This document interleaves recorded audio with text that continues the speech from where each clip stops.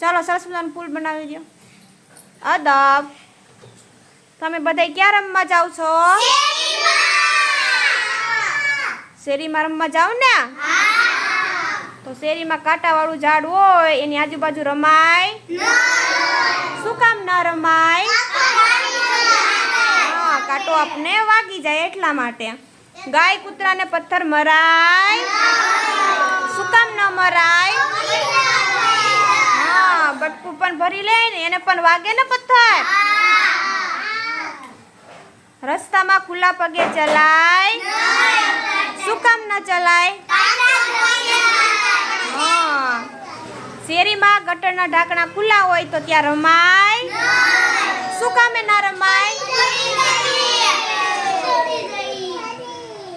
આપણે શેરીમાં રમતી વખતે આ બધી વાતનું આપણે ધ્યાન રાખવું જોઈએ ને?